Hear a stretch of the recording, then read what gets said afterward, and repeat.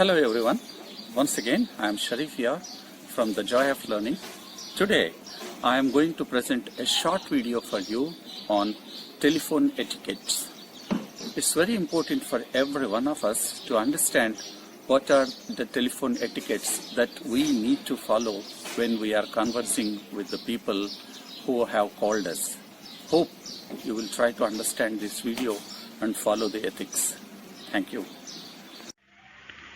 Let's now try to understand telephone etiquettes. The first one, answer the call within 3 rings. Answering the call without delay is a positive indicator. Hence, answer the call within 3 rings or so. Greet with a polite voice. Greet the person online with a polite voice with full of sincerity and lively smile. Introduce yourself or your company. Take permission while you start speaking, like, may I speak to so and so? Be clear about the purpose of the call. Inform the other person about the purpose of your call. And if required, make a note of the points you wanted to speak with the person. Follow the 7P criteria. This is very simple. Be prepared, be polite, present yourself or present what you want to say, be patient, be professional, be proactive, and be personable or friendly. What we have to understand is speak the things very clearly. Don't make lengthy conversations. Keep them short and clear. Listen to the person till he or she ends it. Stay positive and remain cheerful. Keep your attitude positive and respond positively. Smile through phone. Never show signs of discomfort or anger during your telephonic conversation. Use proper language. Always try to use simple language in a soft tone. Ask before putting someone on hold or transferring a call. This is very important. When you are putting a caller on hold or transferring a call, inform them about it. This will help us or the other person to know that you are on work for him or her in the background. They will wait for you to come back onto the line. Then keep positive body language. Even in a phone call, your body language speaks. When you sit properly, your voice will be more friendly. Otherwise, your voice may send negative signals to the person on the other end. Be honest if you don't know the answer. If somebody asks you something on the phone and if you don't know the answer for it, then tell the same in a positive and polite way. You can say, I will find out it, sir, or I will find out it for you, or I will get the information about it, sir or madam.